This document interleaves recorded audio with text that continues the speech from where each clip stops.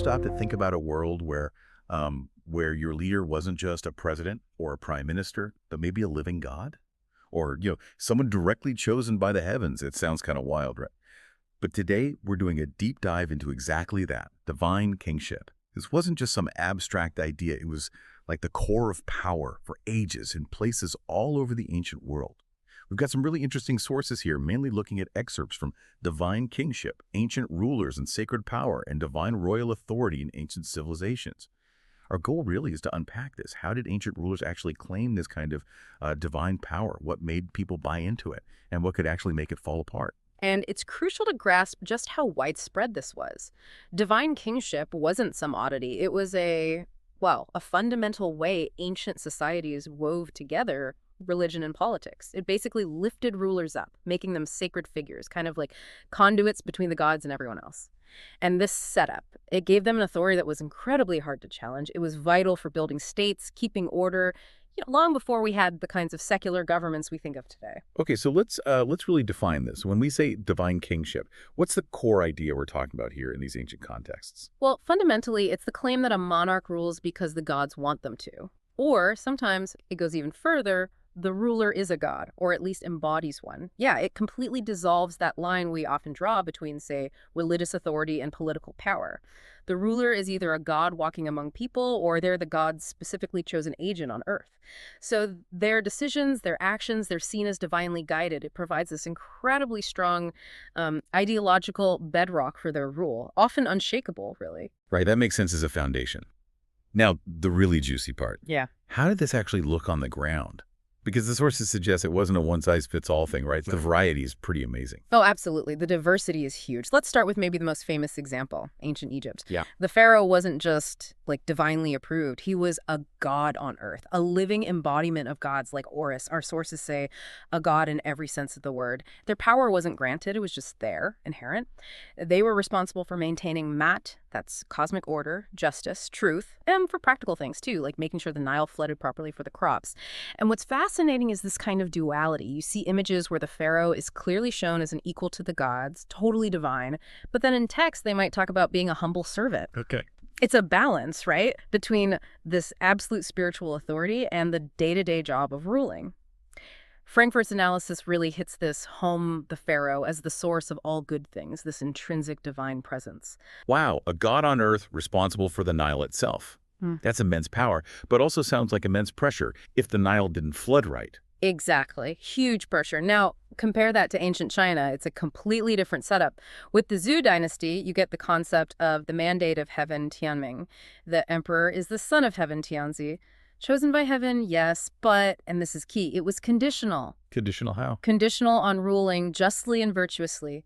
If things went wrong, big natural disasters like earthquakes, floods, famines, or even just widespread unrest, people saw that as a sign that heaven was withdrawing its support.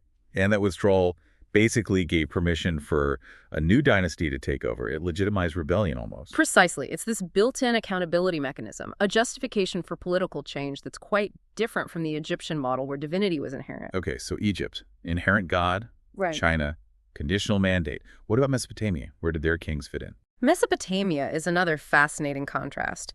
Generally, Mesopotamian kings were seen as mortal. Great men, yes, but not gods incarnate. There were a few exceptions, mind you, like Naram-Sin or Shulgi. Especially when their empires were at their peak, they did claim divinity, but mostly no. Their power came from being cultic mediators, go-betweens for the gods and the people. And divination was absolutely central. Divination, like reading the future. Sort of. Reading the present will of the gods. Looking at sheep livers, interpreting dreams, tracking stars, reading omens, and, well, almost anything. Every major royal decision, building a temple, going to war, had to be cleared with the gods through divination. So divine power wasn't just given. It was constantly being negotiated and interpreted. It helped manage a lot of societal anxiety, actually. So a constant conversation with the divine, you could say. Okay, Egypt, China, Mesopotamia. Very different flavors. What about the Americas? The Inca. Right, the Inca Empire. Here, the ruler, the Sapinka, wasn't just chosen or a mediator. He was believed to be a living descendant of Inti, the sun god. A direct descendant. Yes, a direct bloodline. This gave an incredibly strong hereditary claim to rule. It wasn't really open to question. They even had this golden statue of Inti called Punchao, which apparently held the ashes of previous deceased kings. And they venerated royal mummies, the Melkis. All of this reinforced this continuous sacred lineage back to the sun. And like in Egypt, their role was tied to cosmic balance, especially agriculture, shown in big ceremonies like the Inti Raymi festival celebrating the sun. That lineage sounds incredibly powerful, almost unbreakable. But you mentioned variety. Did things ever go wrong even with these strong claims?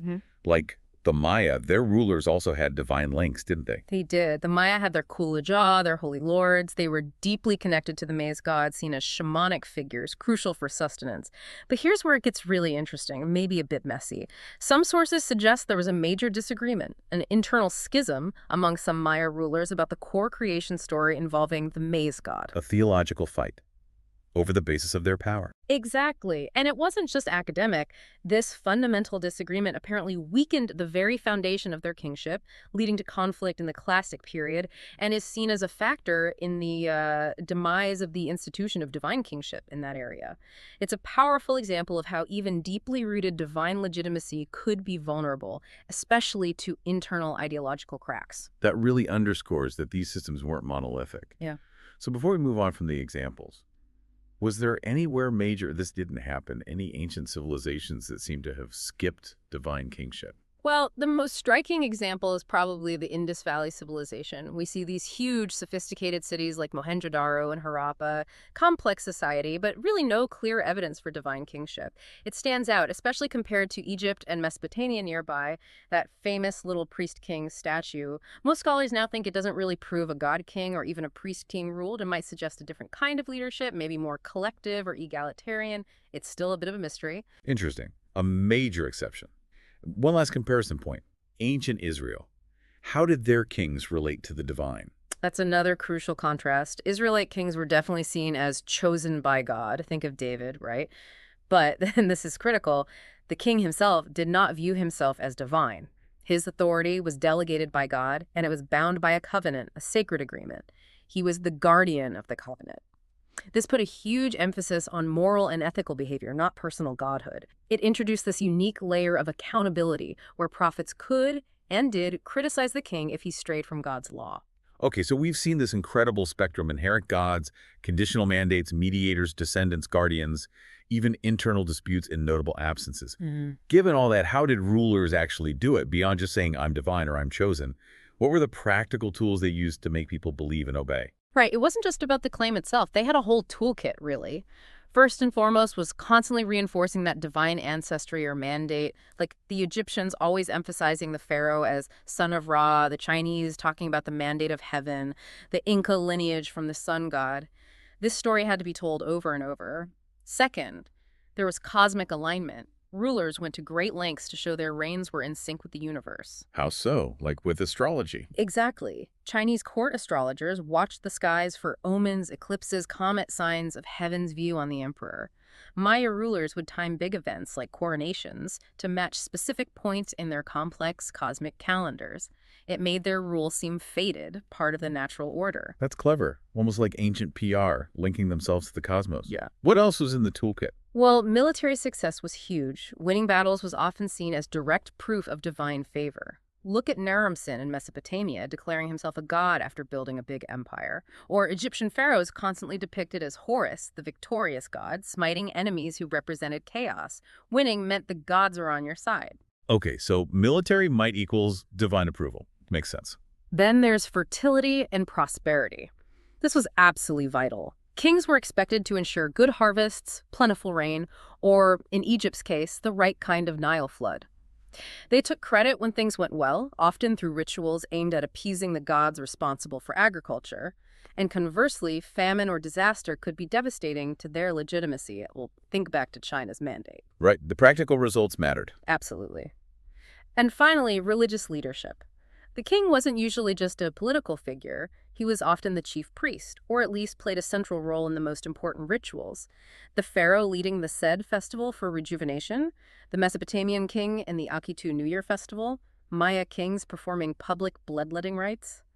These acts weren't just symbolic, they were seen as essential for maintaining the cosmic order and visibly demonstrated the king's unique connection to the divine. So it sounds like they created this whole immersive experience around their divine status. How did ordinary people actually, see and feel this connection? What did it look like on the ground? It was definitely designed to be seen and felt. A grand spectacle, really. Think about the temples and ceremonies. You had monumental architecture designed to inspire awe. Egyptian temples like Karnak were vast complexes. Mesopotamian ziggurats reaching for the sky, the Temple of Heaven in China, the Coricancha in Cusco, Maya pyramid temples dominating city centers. These weren't just buildings, they were stages for divine power. And the ceremonies held there, the Sed Festival, Akitu, Inti Raymi, were elaborate, public to varying degrees, and reinforced the king's role in keeping the cosmos running smoothly. And the way the rulers looked must have mattered too, right? Their clothes, their symbols. Oh, absolutely critical. The visual language of regalia and iconography was incredibly powerful, especially in societies where many people couldn't read. Think of the Egyptian pharaoh's uraeus cobra on the forehead, the double crown symbolizing Upper and Lower Egypt, or the rod and ring symbol given to Mesopotamian kings by the gods. Chinese emperors had specific dragon and phoenix motifs, colors, the nine-rank robe indicating status. Aztec rulers wore stunning Quetzal feather crowns and solar masks.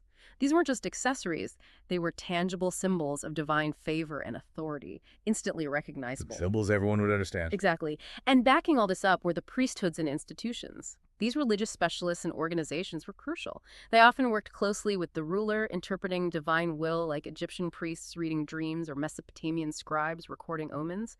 Chinese court astronomers advised the emperor based on celestial events. These groups served the king, yes, but they also legitimized him by confirming his sacred connection and role. It was a symbiotic relationship, really, embedding divine kingship deep within the state structure. Okay, so they built this elaborate system. Claims, rituals, symbols, institutions. You mentioned vulnerabilities earlier. It sounds like this divine power wasn't always guaranteed, even with all that effort. How was it actually kept going? And more importantly, what could make a divine ruler lose that sacred status? That's a key point. Legitimacy wasn't static. It required continuous performance. The king had to keep performing the rituals correctly, keep delivering successful governance, especially keeping the food supply stable, and stick to whatever divine rules or mandates applied to him. But yes, it was definitely vulnerable. That divine power could absolutely be challenged or perceived as withdrawn. So even a supposed god king couldn't just rest on his laurels. He had to keep proving himself. Where did the cracks typically appear? We've seen some examples already. Divine displeasure, often signaled through natural disasters, was a major one, especially in China with the mandate of heaven. A flood or famine wasn't just bad luck, it could be interpreted as heaven saying you're failing. In Egypt, a perceived failure to uphold cosmic order, Ma'at, could severely damage a pharaoh's standing, potentially leading to instability or challenges to succession. And the Maya case is so striking how internal ideological schisms, that fight over the core myth, could erode the very foundation of kingship from within. It wasn't an outside force, but an internal breakdown of belief. Right, that internal element is fascinating. And then you have ancient Israel, where a breach of covenant or moral failure was a direct challenge. Because the king's power was delegated and conditional on following God's law, prophets could call him out for injustice or impiety, undermining his authority in a way you wouldn't see in, say, Egypt. But what's also really interesting is what happened after a system of divine kingship declined, like with the Maya classic collapse. It wasn't always total societal oblivion. Often, societies showed remarkable resilience. They adapted, shifted towards new forms of governance, maybe more decentralized or oligarchic systems. Societal adaptation is part of the story, too. When you pull it all together, studying divine kingship shows these incredible, really sophisticated ways ancient societies wove belief and power together. Whether it was the ruler as a literal god, or someone with a conditional job from heaven, or the chief negotiator with the divine, the system gave life meaning. It created order. It provided stability for huge populations over centuries. It was this amazing feat of, you could say, belief engineering, turning something abstract like divine favor into very real political authority through rituals, symbols, stories, the whole package.